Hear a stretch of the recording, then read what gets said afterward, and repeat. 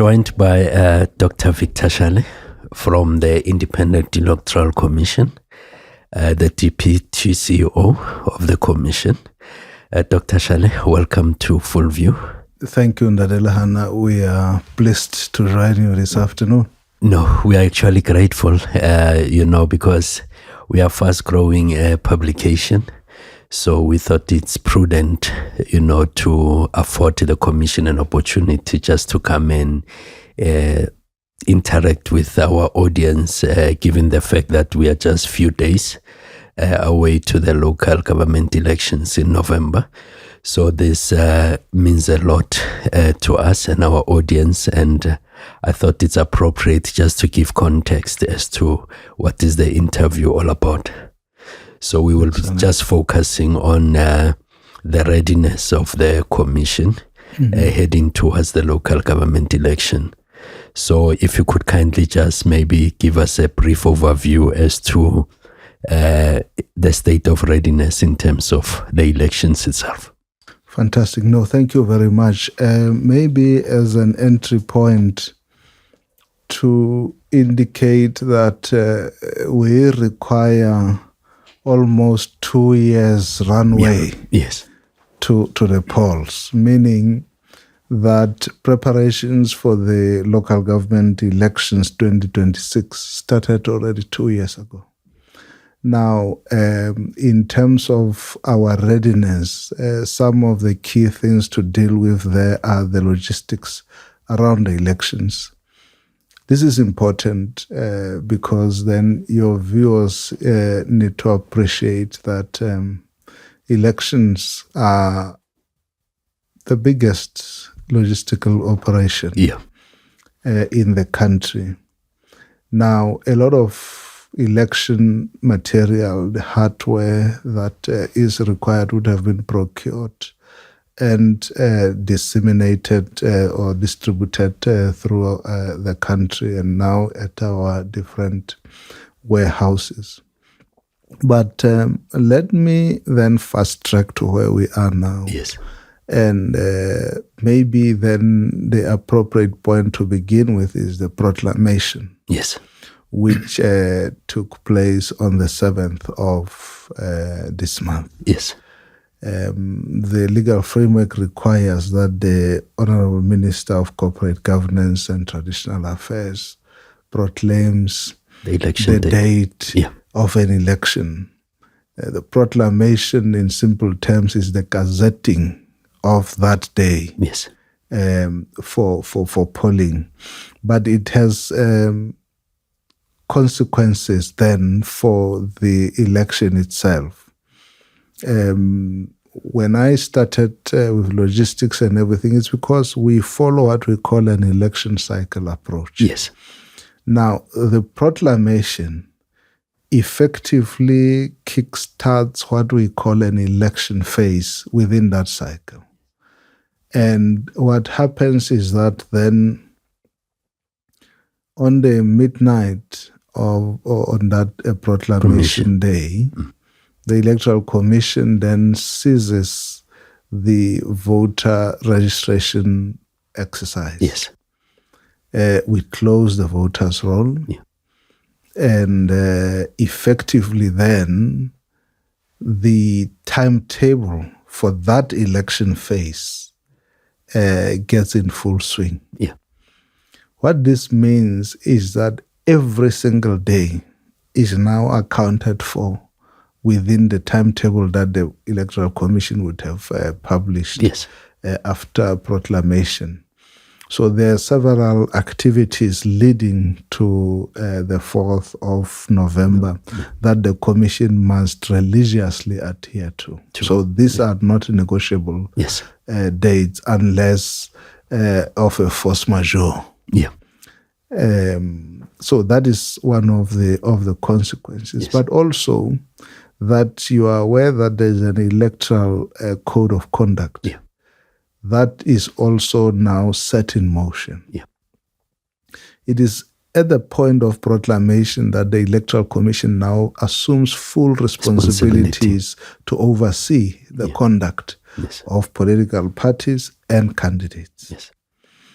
And some people would argue that the mischief around elections and the omissions and commissions of the different actors happened long before proclamation. It is true.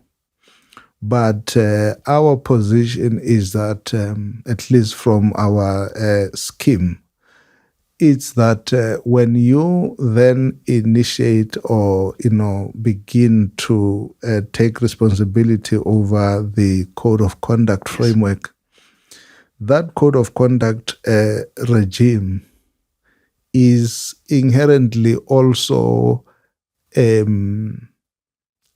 tightrope affair, if I may say, in a sense that while we are empowered to oversee that, it also has implications on the freedoms. And so you then have that limited window within which to administer this, so that you are not perpetually restricting people's freedom. So the Electoral Commission is now fully responsible for monitoring that, and we can get back maybe to the issues around violations later on. Yes. Yeah, and so, but then another important consequence of the proclamation is that the candidate nomination process also now gets underway. Yes. Political parties and candidates are now busy on our systems filling in the information that is required to now purposively indicate their candidature. Yes. This is an interesting part of that process, because then, as you may know, we have at least to date around 674 political parties. Yeah, which is something that it's part of our discussion, because I feel that it's actually too much. Yes, yeah. But of course, we know that not all of them will contest the elections. Yes. So there are safety guards in administering that, including that to be eligible to be a candidate. Yes. One of the requirements is that you must pay a certain amount. And so all those are now happening. Based on previous experience, where you have what I can maybe loosely call a stampede, around that process of nomination, the Electoral Commission advisedly opened up the online candidate nomination system already in June, so that people can log in, capture their information, log out, come back later to continue, and so forth. Because elections, Lehana, have become a cutthroat affair in South Africa. Yeah. We are already regretfully seeing people being assassinated merely because they have maybe the edge from the primary elections within their political organizations. And so the process sometimes take longer. Sometimes you find that some organizations have two executives, so there will be people nominated by one faction or the other. Or sometimes people prefer a certain candidate, and the party central committee comes and decides that, no, we prefer Victor instead of Lehlohonolo, and so forth. So all those things taken into account tend to impact the ability of these people to meet deadlines. That's why we then had to start earlier. Yes. No, that's fair enough. That's one of the consequences, and that's where we are in terms of that. Yes. And we will on the 11th, we also then issued the provisional voters roll. Yeah. And currently, it is now open for inspection. And if people have any objections on the candidates, not candidates, but on the people on the voters roll, they have an opportunity to lodge those. And then the commission will then resolve those and communicate its decisions by the 24th of August. Yeah, and hopefully it won't be 16 pages of the ballot, given the number of political parties. No, it's just an innocent observation given the number of political parties. So I'm just saying, hopefully it won't be too long, because there's always been a concern in terms of the size of the ballot paper. Yeah, it's one of those catch-22 situations, I think, within the current constitutional dispensation, because the Constitution allows citizens to freely choose their representatives and or contest to be representatives themselves. So there are no limitations in as far as that is concerned. And so we are seeing a proliferation of political parties as a result. And that has, one of the consequences is that then you're going to end up with a very big number of candidates, and therefore, the changes in the dimensions of the ballot paper. We will see. In the last elections, we had for the first time a double column ballot paper. Yeah. So maybe that will remain the case. We will see once we now have the candidate nomination process concluded, and then we can now start talking about the ballot paper design. Yes, and I must also put it into perspective that at some stage the commission was actually lambasted, if I may use the word, in terms of the number of political parties. If maybe you could give us a sense, is there a way that the commission can try and sort of limit the number of political parties that's supposed to participate? Because some have always criticized our electoral system, that it actually needs to change. And I feel that maybe could kindly give us a perspective in terms of what measures can be taken just to limit the number of political parties participating. 2 points. The first point and direct response to your question is that the commission cannot place any limitations. Because, like I was saying earlier, this is constitutionally permissible. So you try that, they will track you to court immediately.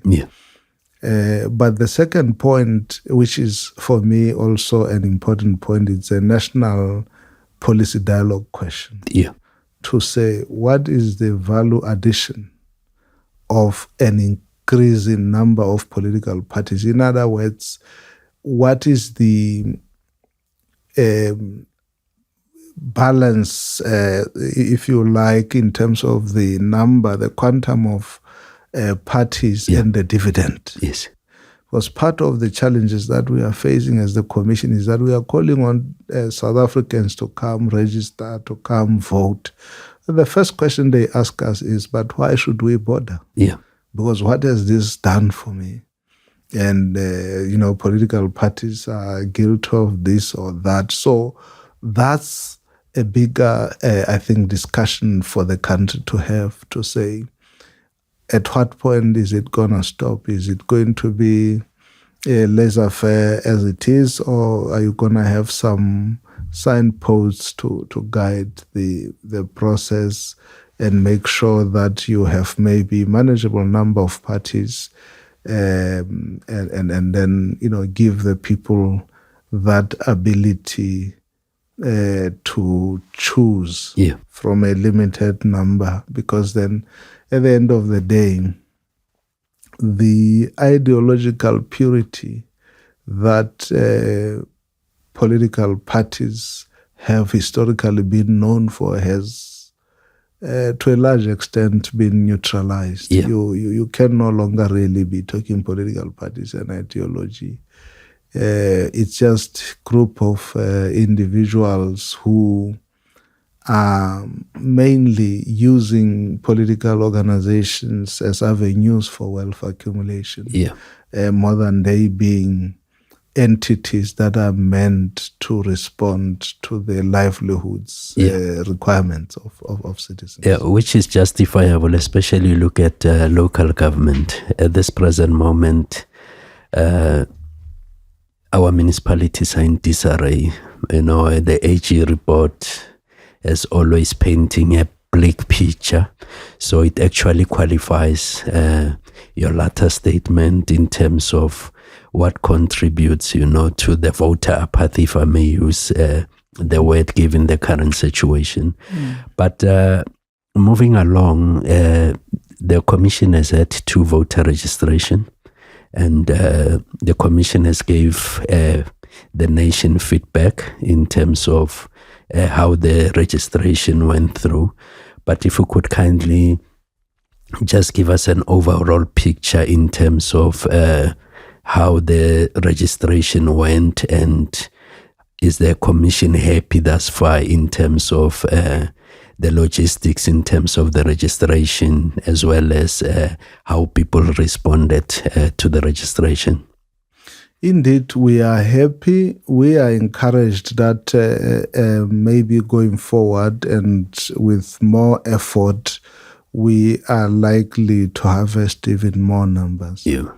We are happy considering the circumstances that on the one hand, you are trying to recruit people, but there are many other socio-economic factors militating against that effort.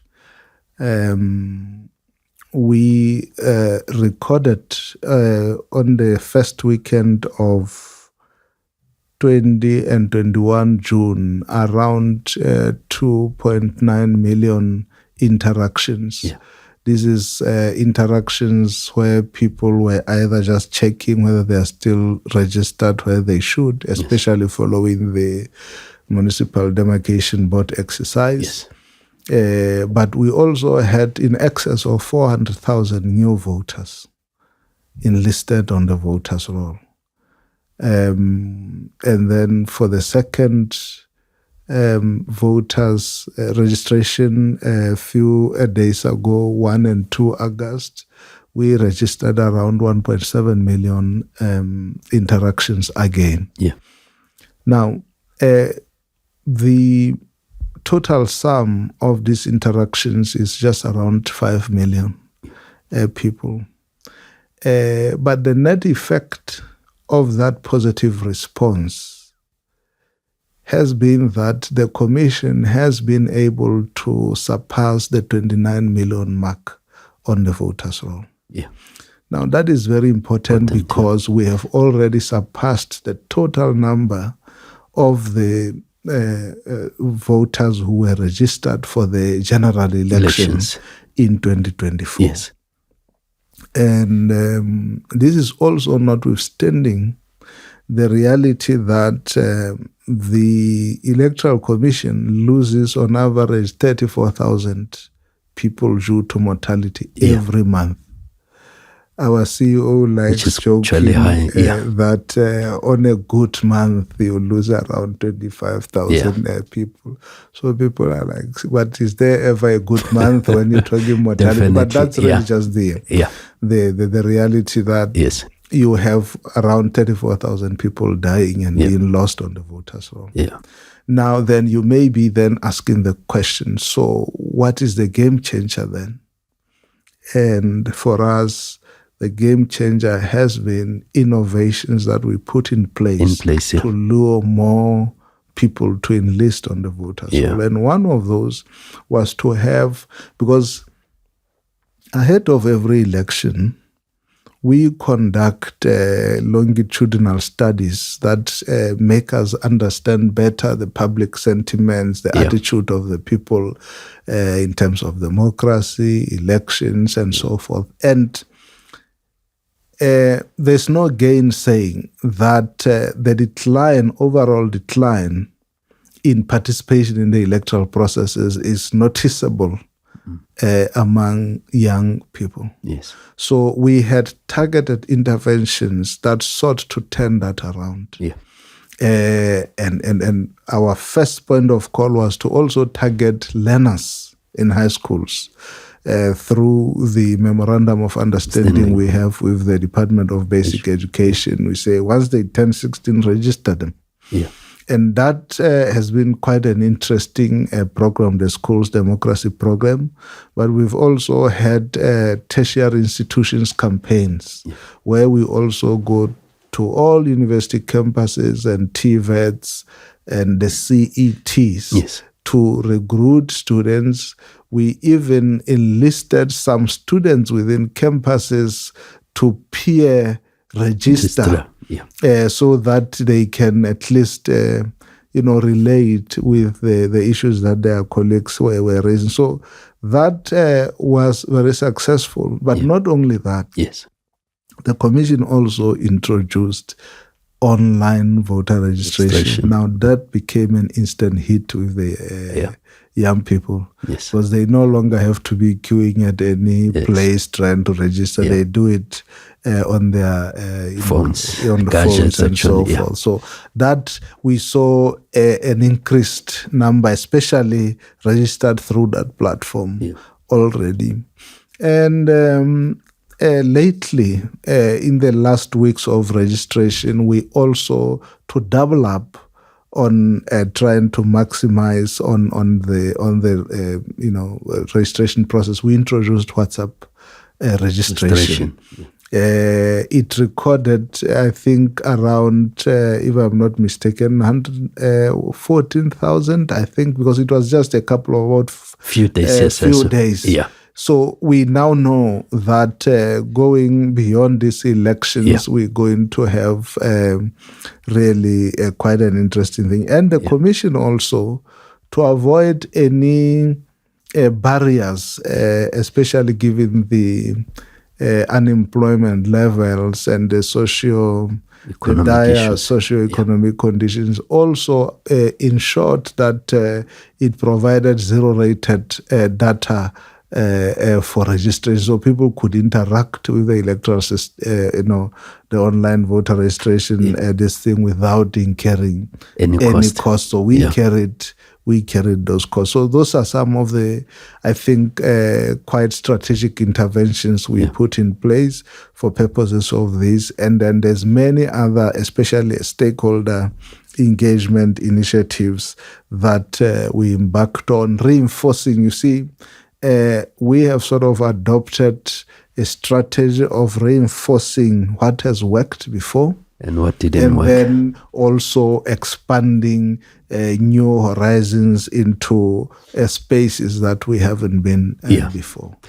No, quite extensive. And I must also say there are a few points that I'm going to touch on based on the response that you gave. And the first one would be the study. There was a concern by the commission, especially in KZN, because we saw the commission embarking on the outreach programs where there was an interaction that also involved the premier, the king of the Zulu Nation. We also saw the commission visiting the former president, whom had various concerns, in terms of the commission.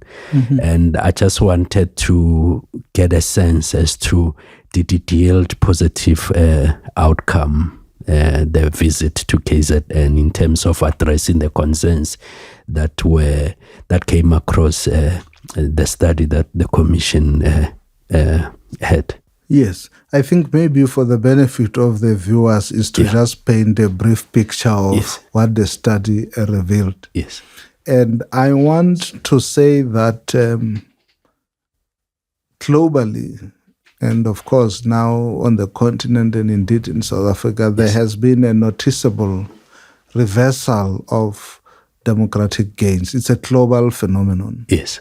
I remember in my other life, some years back in 2014, we went around Europe observing the European parliamentary elections. And it was alarming to see how the radical groups were taking over the EU Parliament. There's been a growing sentiment where there is more support for those radical groups. Now, the study really confirmed that trend in the case of South Africa, that there is general levels of high levels of despondency in terms of people's attitude to democracy. Basically, people are saying we do not see, we cannot feel the dividends of democracy.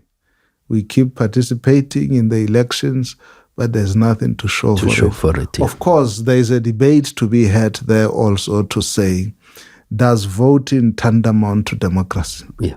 Or is voting an exercise that leads you to then fully engage in that system to eventually realize your needs and aspirations? But for the ordinary man, voting must immediately put bread on the table. And so there's a general despondency that we picked up from the study. But what was also worrying, which we have not seen before, is South Africans' preference for authoritarian regimes vis-a-vis the democratic order. Yes. And we have also seen this. I think there's also some level of influence coming from, for instance, the Sahel region, where you see people favoring military rule over democratically elected regimes. Yeah, which is better though. Yes, of course. And so people seem to think that maybe we are better off in that regard. But then, to come back to your point, you then see the study saying, in terms of the levels of despondency, when you rank the provinces, KwaZulu-Natal ranks high. When you measure then the propensity for instability and violence, KwaZulu-Natal ranked high.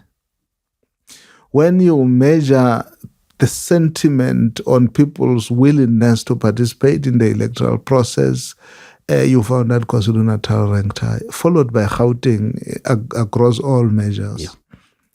And it was on the basis of that the commission felt that we can't wait, because clearly there's a red flag here. Yeah. Let us try to go and reinforce the message of civic responsibility, the message of the need for civic participation, active civic participation, and the importance of voting. Yeah. And in doing so, we have to interface with the leadership in the province. And it was on the basis of that then the commission had a courtesy call to His Majesty the King of the Zulu Nation, political leadership, other traditional leadership structures, faith-based organizations, civil society, to reinforce that message. Because again, elections, as far as we are concerned, are indeed more than just casting the ballot. They are a means to a democratic and socio-economic improvement. There is an end to that act of crossing an X. But also elections are a multi-stakeholder enterprise. So we cannot, as the Electoral Commission, deliver on the elections without the support of all those leadership structures. So it was on the basis of that the commission went there. Yes. And yes, the answer is yes. It has paid dividends, because you see from that point on positive messaging coming from the different leadership structures.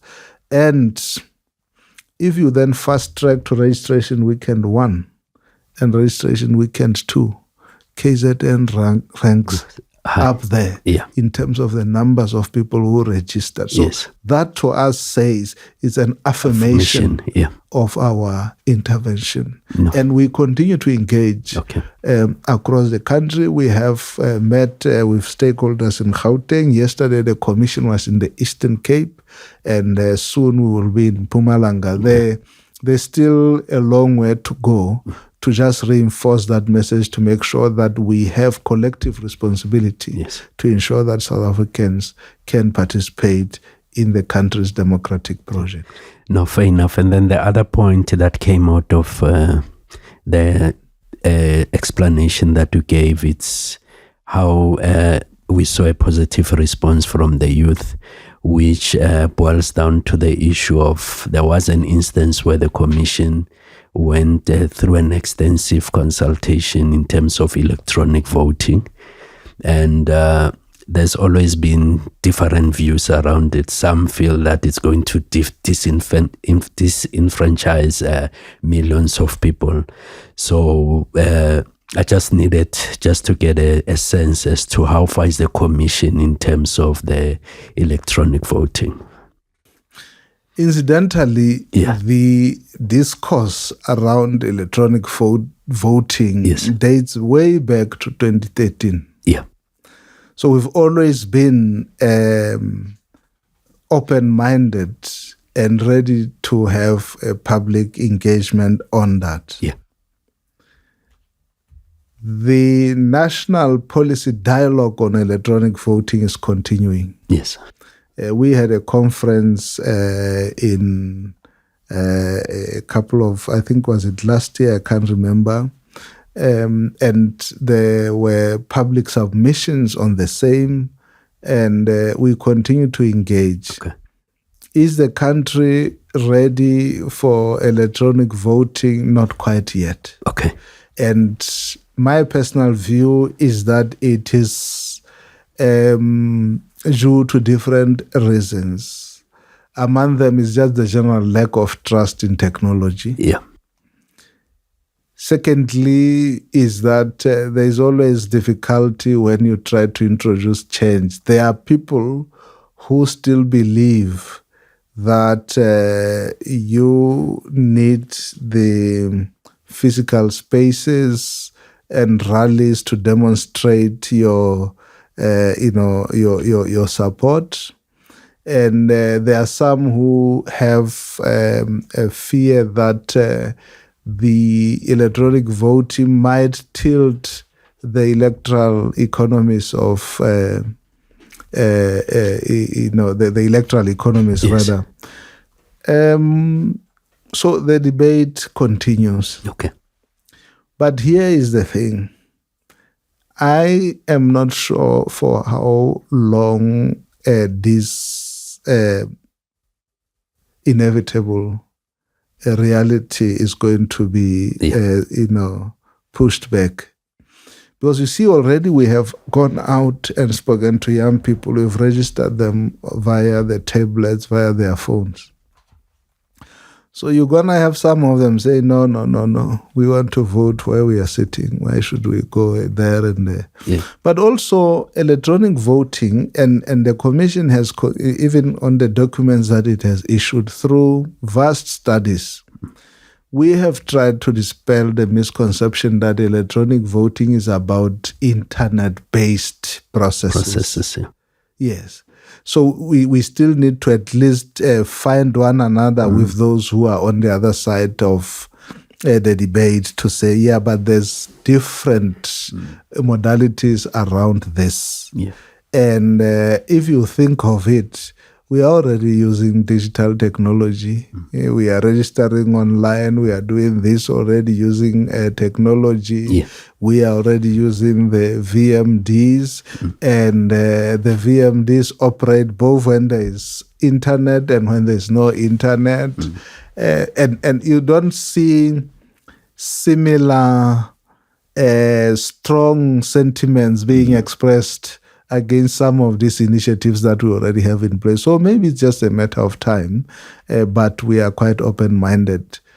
I think the official position of the Commission is that this is unavoidable. Okay. No, that's a fair explanation. And I wanted to interlink to the VMDs because there's always been an outcry, and we saw what happened in 2024. What happened? There was a concern that they're not yielding the desired results, given the fact that in some instance, the commission had to resort to paperwork, given the lack of a better way, the malfunction of those VDMs. And it has always been a concern that much needs to be done, to such an extent that some of the software developers, they lamented that, to say it's due to poor design. Some, they said it's due to laziness, so they attributed that to a whole lot of issues. So I'm raising this because it has always been a concern, and I felt sorry for your CEO, because in some instance he had to defend the use of those VDMs. So I don't know is it something that we should be concerned going to the elections in November? No, not really. You see, a large section of those criticisms was based on maybe insufficient understanding of what the VMDs are meant to do. So, and we have been trying to explain that the VMDs did not malfunction. Yeah. Because a VMD is a computer tablet, and they were working. The commission develops in-house different applications, which is, because I want to put that up front, because also there's a section that says we probably buy things from some influential external forces. So we develop, we don't have off-the-counter applications, we develop in-house. Now, the VMD is meant to at least perform over 5 functions. Yeah. On the day or during the election in question, one application did not perform optimally and slowed the process. And this was so the VMD, you remember, when you get to the voting station, you would have to scan your credentials, and then once you are cleared, you proceed to the next step. That took longer than it was supposed to do, and that created a backlog. Okay. Now, the physical, because remember that with the use of that VMD, you then did not have to manually go through the voters' roll, right? But because of the backlog, then a decision was to say, okay, let's revert to the manual. So you see, that cannot be described as poor planning. Okay. Because we always anticipated and said, in case of any technical challenge here, then we can always have a backup. And that is what happened. But of course, the commission was the first to admit that this is not what we planned for, and we regret that it happened, because then it inconvenienced a lot of voters. They stayed far longer than they should. Our priority is to make sure that the voter experience at our voting stations is excellent.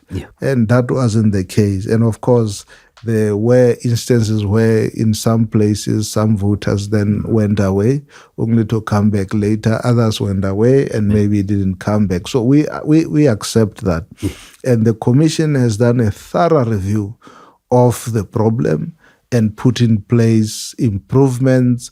And we have also now carried out internal audit of the VMDs and their functionality, and also again engaged external review. In other words, the stress testing of the VMDs, where you put them under different scenarios in terms of the load that is expected, or rather the population or the volumes they're expected to manage, and so forth. So we are confident that we have since overcome what we experienced then. And indeed, to show that we are not just saying because it's just a mere force of assertion. We have successfully carried out the 2 registration weekends where the VMDs were fully deployed, and there were no reports of them malfunctioning in that regard. So we are confident that we have done the needful to ensure that the VMDs are operational.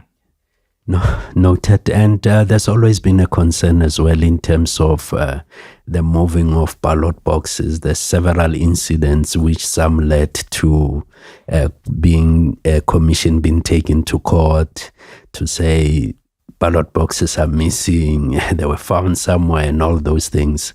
So from a commission point of view, are there measures to avoid such similar incidents? Because they do affect the election itself. They do affect the credibility as well of the commission in terms of running the elections. And to me, those are serious concerns that I assume they should be bothering the commission in terms of how to address such issues.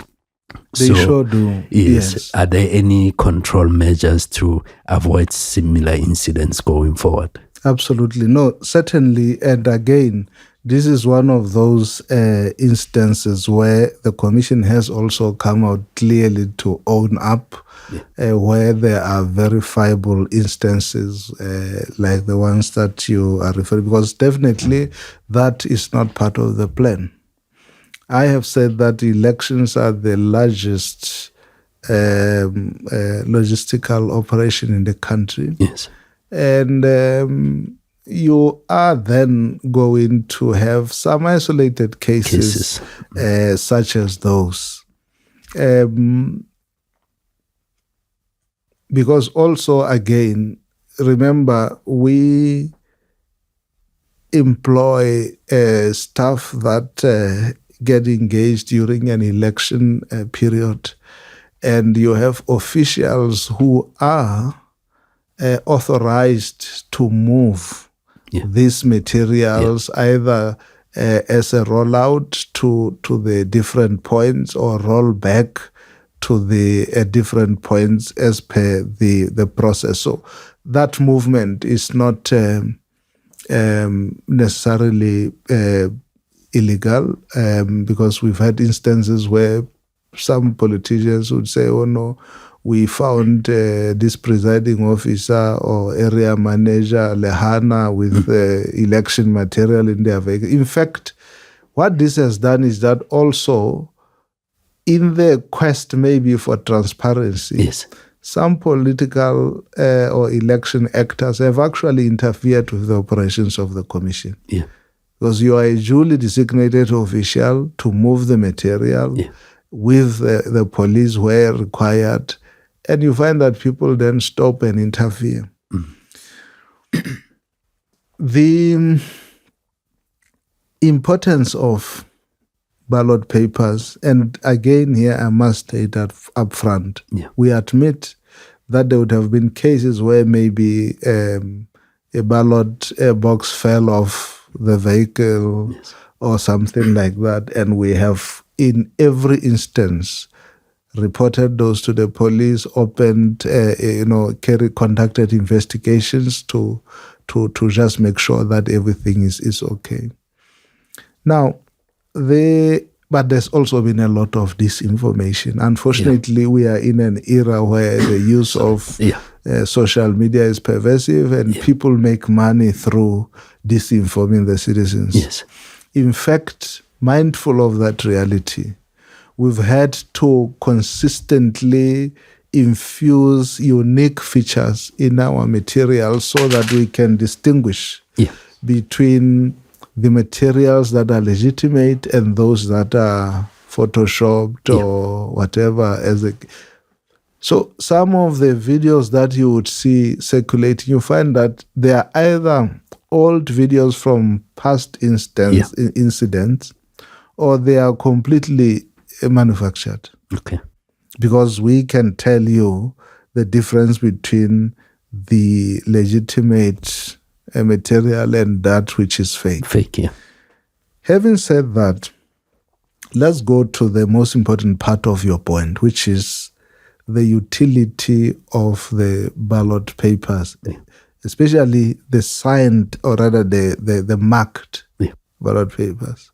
Remember, in terms of the electoral scheme here, after you vote, you remember that at the end, at 9 o'clock, when we close the voting stations, the ballot papers are counted. And once the counting is complete, in the presence of observers, citizen observers, in the presence of party agents, these people in there attest by appending their signature that indeed Party A got 100, Party B got 115, and so forth. And that result, a copy of that result, is put at the door of the, or on the wall where it is publicly available.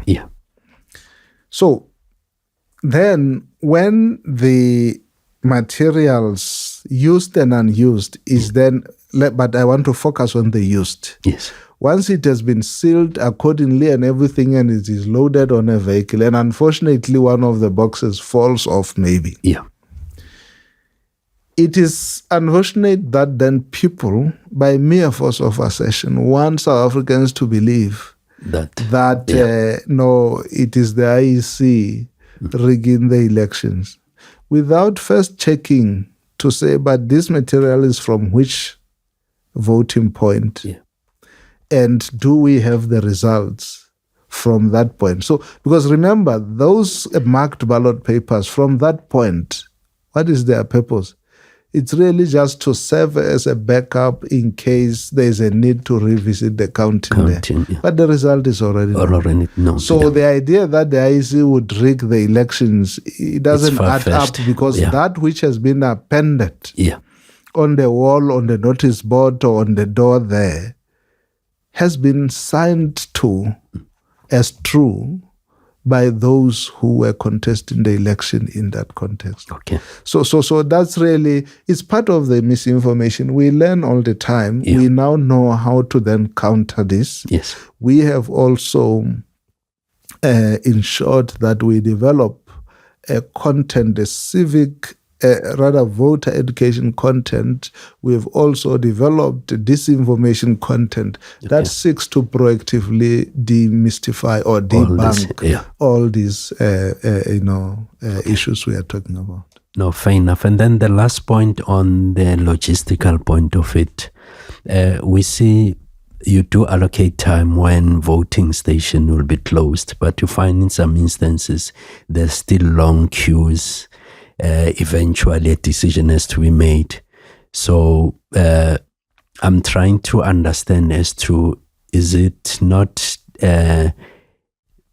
given that the commission needs to have more voting stations to avoid such incidents? Because in some instances one would say this is where some of this misinformation come from, because people will always have different narratives in terms of as to time was extended, and it leads to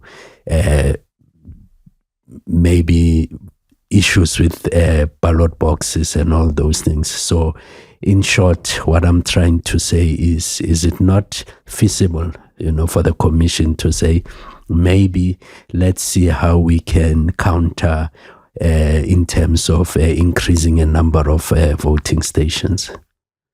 Yes, we currently have over 23,600 voting stations. And those are not arbitrary. They are determined based on the population settlements, because there's a criteria which includes that voters must not be made to travel long distances to exercise their constitutional right. So the voting stations are reviewed based on a very objective criteria, which is voter-centric. Now, let's go back to what we are talking about. What we are talking about it's not an election administration or logistical challenge. Yeah. It is a voter behavior challenge. Yes. Okay. We have, again, conducted scientific surveys. At every election we do so. And when you look at the results, the graphs give a very interesting picture. Yeah. We know between which hours you're going to have a spike in the volumes of people showing up at the voting station. Yeah. But in majority of cases, and this is throughout the country, there is a period when there is a lull. The graphs go flat for extended periods of time. Yeah. The voting stations close in the case of national and provincial elections at 9 p.m., right? Yes. You'll find that after 5 o'clock, 6 o'clock, you have another spike.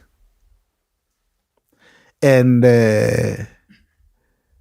if we were to invite those who have the authority to administer breathalyzers, you'll find that at that time, there is something that is a common, what do you call a denominator amongst those. Yeah. And that's when trouble starts. That's okay. Before then, everything is fine. Until that time, people wait, they go to do whatever they have to do. Yeah. And at that time, they show up. Those are the most impatient people, and they want things done their way at that time. So those are the people who unfortunately then lead to long queues towards the closure of the voting station. Okay. We have no choice but to accommodate them if they are already on the queue at that cutoff point. Okay. No, that's a fair explanation. And I suppose as a commission, you can only do so much because you do conduct voter education, and I suppose it boils down to us as South Africans to change our behavior, in terms of how we do things and show commitment as well. It's not always fair to apportion the blame to the commission itself. Mm-hmm. And then there was an outcry.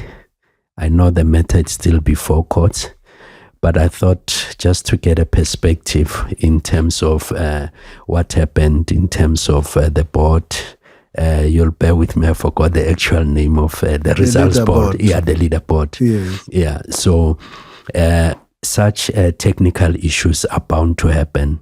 But is it something that the commission is putting much emphasis to avoid such situations from happening? Indeed, we are a learning organization. Yeah.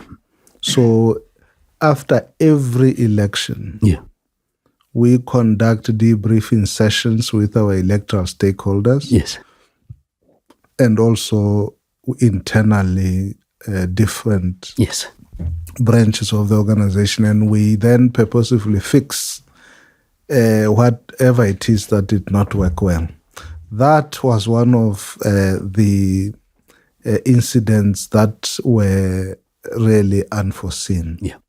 But we were able to immediately detect where the problem was and fixed it on site, again, without having to call on any external, technical person to deal with that. It happened, and it should not have, if it happened 10 years ago, it would have not been an issue. Yeah. People need to also appreciate, and I said it when I started, that elections in South Africa have become a throat-cutting contest. None of the contestants are going to accept to take responsibility in terms of their performance. So they have to be able to blame someone. Yeah. And it did not help us that the leaderboard went blank for those 2 hours, because then we gave ammunition precisely to those people. Yeah. But for the record, what you saw on the day was a temporary malfunction of the projectors, the projection. It had nothing to do with the results. Okay. The results process, the transmission of results from auditors all the way through the system were coming through. And they were still being received at the National Rock throughout that period. What had happened was that there was that interruption on the projection. Yeah.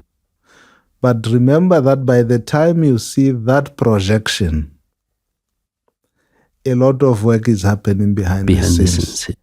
And that work continued. And political parties were privy to every single development in that regard. Yeah.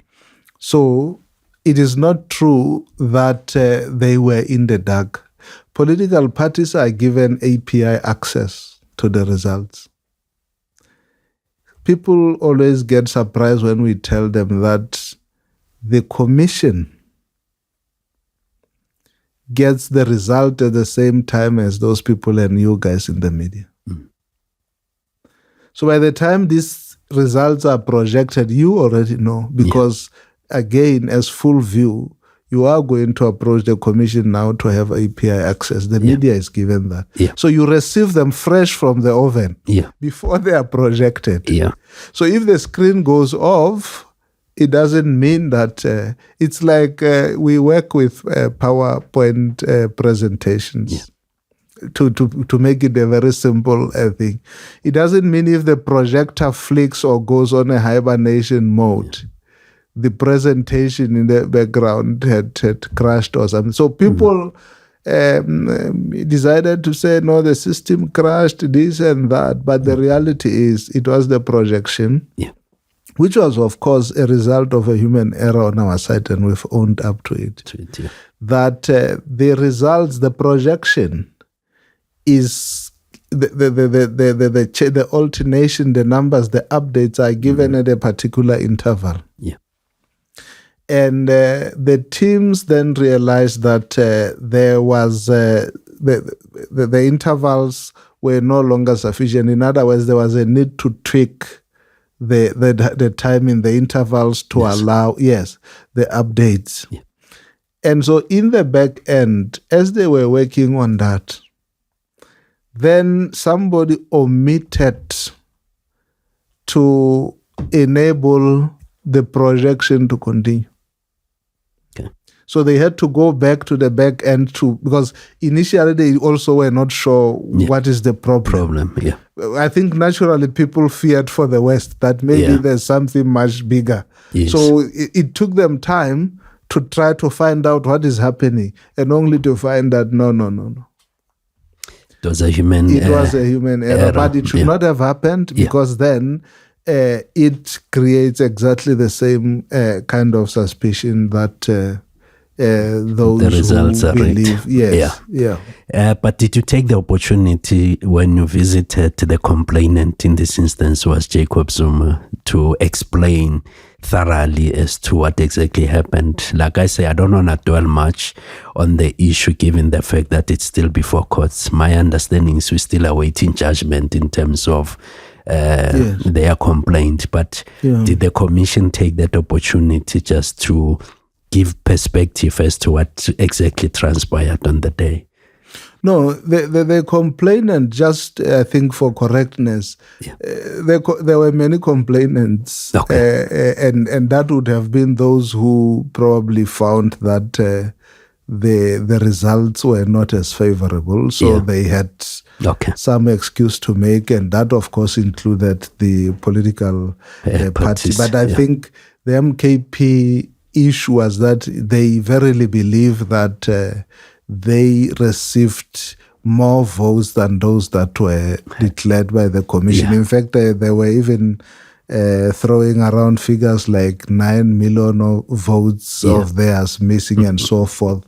And that has been a matter that has been ventilated in the courts of law. We have provided sufficient information to prove that we have done what we should have done, and there's nothing and wrong with that. it. Yes, and so we await the court decision on that. Yeah. We met with them, as I said, in KZN to deal with issues that they have raised over time. One of the challenges that you have as election management, and this is not unique to South Africa, it's that you have a challenge of election contestants also wanting to be referees in their own competition. So you increasingly see that there is requests, some of which are almost expecting the Electoral Commission to do something that is outside of the law to accommodate their requests or their demands. Yeah. But what is also ironic is that some of those requests actually are the responsibility of those who make those requests to make changes, because they have to do with the electoral law amendments. Yeah. It's not the responsibility of the IEC. IEC implements. It does not make laws. So you cannot expect the IEC to change the rules of the game to suit you, even though the legal framework does not allow that. So I think this is one of the things that we are now, even in our voter education, civic education, trying to sensitize the people to understand that some of these people, that some of their candidates or leaders are making. Yes, people fail to win political arguments in parliament, and then they come and blame the IEC. No, I was actually laughing because if I was a judge, I would have thrown that matter out of court. But it's not for me to say. Last 2 points before we conclude our discussion. I just quickly want to touch on the political funding. There seems to be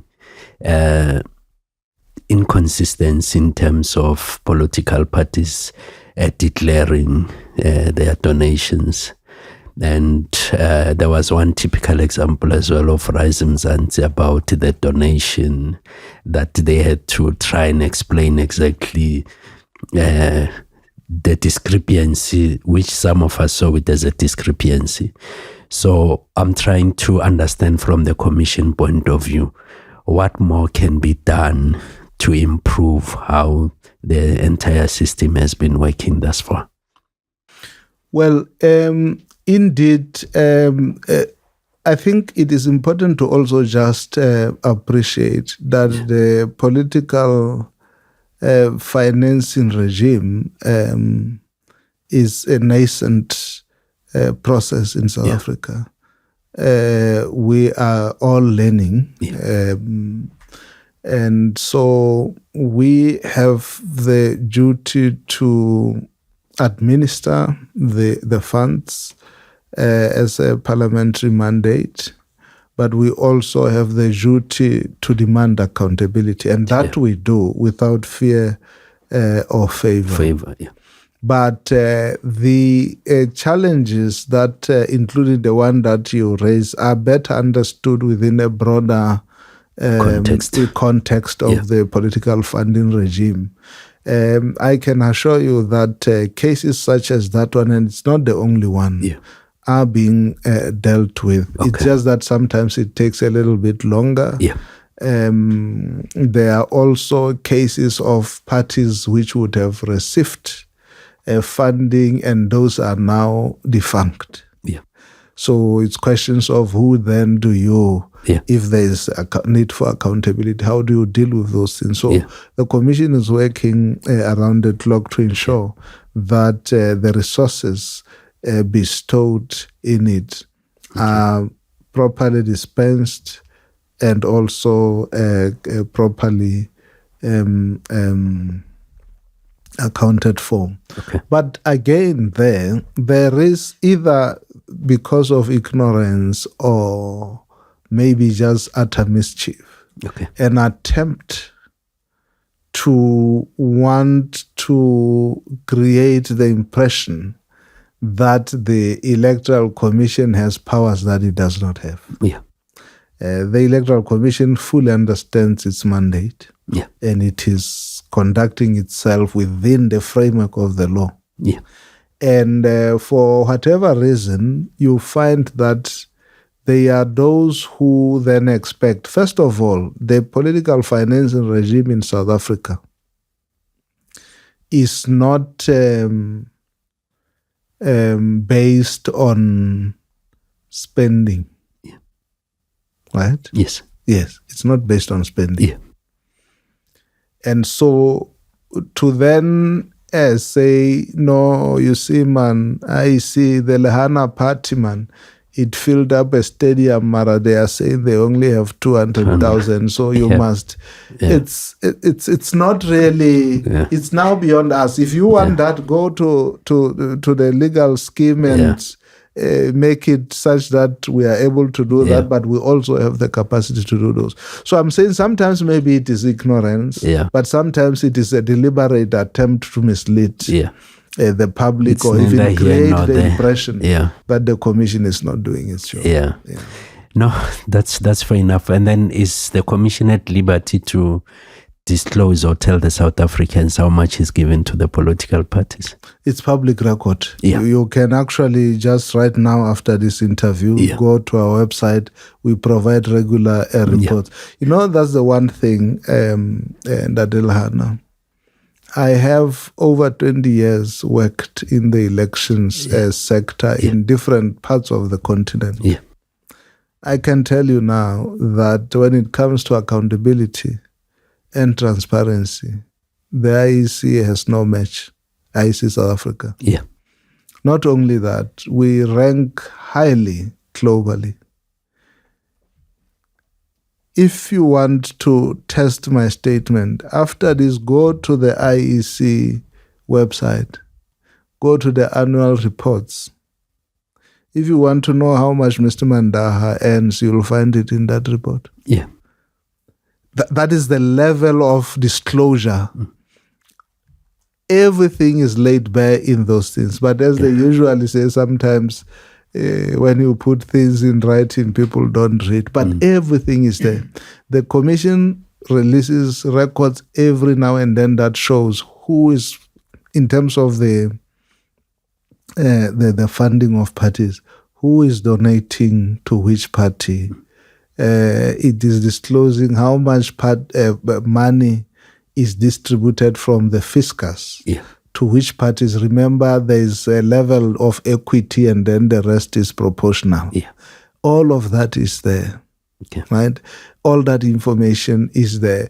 Maybe just to also say that a worrying factor of the political financing scheme is that, remember, you then have the public funding of the represented parties component.